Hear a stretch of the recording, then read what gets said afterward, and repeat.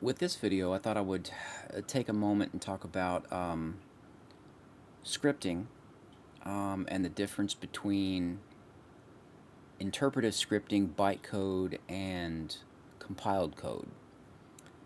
Um, you have to go back to probably go back way back. Got to get in a way back machine. You have to go way back to when computers first started to become mainstream. Um, you needed some way for the average user, um, the non-commercial user, the consumer, to be able to program their computer, program their device. Um, Most of the programming back then was done in machine code or a type of assembler, and then burned onto an EEPROM or a PROM chip, and then the PROM chip was put on, directly put on the motherboard. So when the computer booted up, its address registers would be 0. It would look to address 0, which would point to the ROM chip, and then that would be on the bus, the address 0, and then that would start the boot code. And then that's what they call bootstrapping.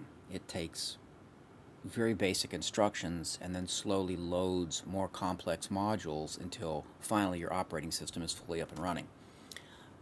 But for an example, let me grab my tablet here real quick.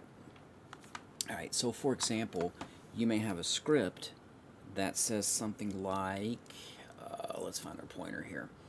It may say something like, let's see, let's press a little bit harder. If x equals 1, then something. Then you're going to execute something, and then you want to end your if statement, right? Like end if. So if whatever this is true, whatever this condition is true, then you're going to do whatever's in here. Otherwise, if it is not true, you're going to skip to here and then continue on with your next instruction. In interpretive scripting, you're going to have to parse this whole thing out. You're going to have to parse this, you're going to have to parse this, the sign, the comparative value. You're going to have to parse it out. So imagine if you break this down and you look for spaces. So if I break this down by spaces, I would have a space here, a space here, and of course you'd have an end of line here. So therefore, if I broke this down by spaces, I would have if, and then I would have the next one would be x equals 1, and then I would have a then. So that's kind of like how that would break out. This would be the first element, 0 relative, second element, and third element. If I was gonna parse this out, and then I would have to say, okay, what does if do? What are these variables? Where is the comparative sign? I do all that. Okay. Bytecode takes this right here and converts it into bytes. So if might be a single byte of data. That might be, let's say it's a hex, let's call it a hex 54, but it's only a single byte. And then I have a reference. I have another byte, which is the operator, another byte, which is a reference. And then depending on that, I'm going to have another thing, like let's say another, well, I'll call this a byte. I need to, let me Z that out. Yeah, let's Z that out. And then I'm going to have another byte and then a label or a reference. So where I have each one of these characters represents a byte, 1 byte, 2 byte, 3 byte, 4 byte, 5, 6, 7, 8, 9, 10. I've got 1 byte and then I have a reference. I have another byte reference. So in a sense, when I'm doing my script, I compile this into bytecode. So I notice that the first byte is 54. I know that's an if. So I know that I have a reference. Now the reference can be 2 bytes long. It could be more than that, depending on how many references you have. So, and then you have your operator, and then you have your other one. So whatever this reference is, I'm going to perform this operation on it, and I'm going to perform it on that, and then this could be a jump. This might be like 6F, which tells me to jump to that. It could be an offset, or it could be a label, which I would say it's an offset. So when this gets compiled out, whatever instructions would be this other bytecode stuff, and then this offset would point to here. So I don't have to care about this. I don't have to find an end if. I don't have to scan this. I know that if this condition isn't true, I'm going to jump 20 bytes forward. And that gives me my next bytecode instruction, which could be a 4, 5, and then that's my next whatever it is. So this is a faster way. This right here, this bytecode is a faster way to do this, because you don't have to do all the parsing and all of that. It's already parsed, and it's made in a more compact format. But if you were to compile this, you would do something like, I want to, like in old 6502, you would do something like you would load the accumulator with X, and then you would do a compare. I believe it's CMP something X or something, and you'd have to compare do a CMP to a register, and then the register would have an absolute value of 1. So you want to compare, let's say, A as an example. Let me get to where I can do this. A to an immediate 1, and then you want to do like a branch equal or not equal. In this our case, it would be not equal. You want a branch not equal to another label, and then this is where you'd have your other assembler code. So this would be machine code. Like this right here would be machine code, right? And then this would be bytecode, and this would just be scripting code. You know, this is kind of like that's the difference in the three. So bytecode is more efficient than scripting code, and this is way more efficient than bytecode. To compile things out, you need to know where in memory references are. You need to know, and you can link it. That's what they call linking. It's not that hard to do. The game does it because the game knows where player information is in memory, and therefore the script can link back to that. It can use like an offset reference.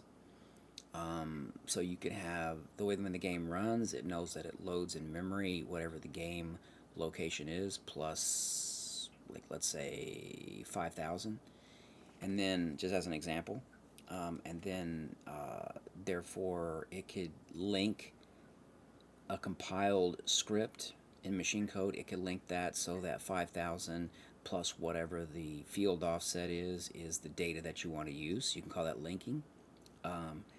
Bytecode can look up in a reference table. It can actually say, a player, like for example, it'd be a linked list, and player information is number 5 in that linked list, so it accesses, like item number 5 in a list. But it's still interpretive, but just not to the level that this up here is. Let me get where I can, it's not to this level here. So like I said, like I was telling you, this is more efficient than this. This compiled code here is much faster than bytecode.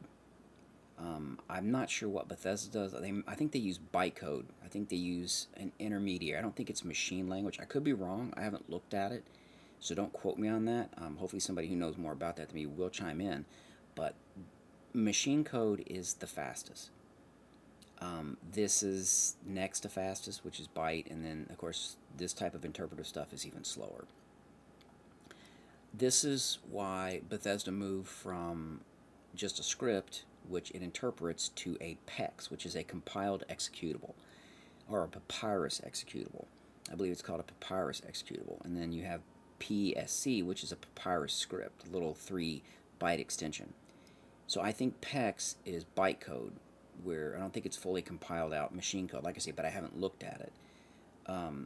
and whereas Oblivion maybe and back in the 32-bit days is actual script code. Now, you can have a scripting language, like a lot of games like Doom and other games like that will have a scripting language to define when events should occur, like when an imp or something might attack, or things like that. Um, but this is more of like what you would see like in Fallout 4. I believe this is a PEX. I believe this is going to be like a PEX, and then this would be like this would be like a PSC, where this would be something that we could read very easily, whereas this is more efficient, but it's not as efficient as this. But this requires linking and some other stuff. So I'm assuming that's what it is, but that would help explain bytecode, what bytecode does. It's a more compact way of, instead of using 1, 2, 3, and I have to parse this out like spaces and then figure out what things are. I can just grab the first byte in the list and it says, oh, it's an if, then I know this is a reference, comparator reference, or I could even put the comparator here. I can put this means if, this means I'm going to compare, and then this could be a comparator, and then I could have just a reference and then a reference. And they would be memory pointers that I would grab to see if they're even the same. So it's a much more efficient way and it's much faster. But it still has its limitations. It's still bound by frame rate. It's still bound by the game engine itself. And when they wrote the game engine, they wrote the game engine to work on consoles as well as computers, PCs. And back then, consoles weren't as powerful as PCs. Even though an Xbox was a PC in a box, it wasn't as powerful as a homegrown PC because you can put much more powerful graphic cards, GPUs, much more, faster memory, more memory, better motherboards, just better hardware. Just I don't want to say better, but well, I'll call it better hardware in general. You lose the portability of a console, but what you gain, you gain a more powerful computing device. Now, the PlayStations and the Xboxes are a little bit more powerful of a PC. They have a stronger GPU chip. You still can't change the chip because it's actually soldered on the motherboard, which makes the manufacture of consoles more cost effective than a PC. But I prefer a PC because I can easily, like, I had a 1060 Ti in the computer, believe it or not, in the computer I have now, and it's an 8-core 16-thread AMD, and you can actually see I'm not even utilizing 100% of my CPU. Now, it could be that the game engine is not multi-threading properly, and a particular thread is getting choked. That is a possibility, and that is why the CPU as a whole, because I was looking at CPU utilization as that is a median of all cores or all threads, and so it's possible that a single thread is tanked at 100%. That the game engine has a thread that's tanked at 100%, and therefore the overall CPU utilization is not 50%. The GPU can't be utilized because the thread in the game is not asking it to. So that's another possibility, and I'd have to take a look and see if that is what the problem is. But that's another thing we can look at a little bit later when we have a little bit more time.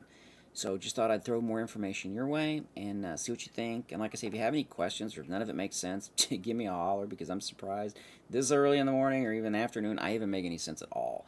Um, yeah, I'm going to leave you with that, and I'm going to take a short break. I got to spend some time with the cat. It's been waiting for me pretty much all night to hang out with it, and then I'll tinker around some more. I'm probably going to play a little bit, see what kind of, do some Fallout 4 or something. I got work coming up, so I kind of like to chill a little bit before I have to do that. And then I can pick a lot of this stuff up next week. So, but if you have any questions or something, just holler at me, and or if you got any suggestions, or if somehow I've explained something wrong or it's totally wrong, by all means, jump in there and say, dude, that makes absolutely no sense. As a matter of fact, it made so much sense I sold everything and I've left the country. Either one is fine. Just let me know what you think, and I hope this helps.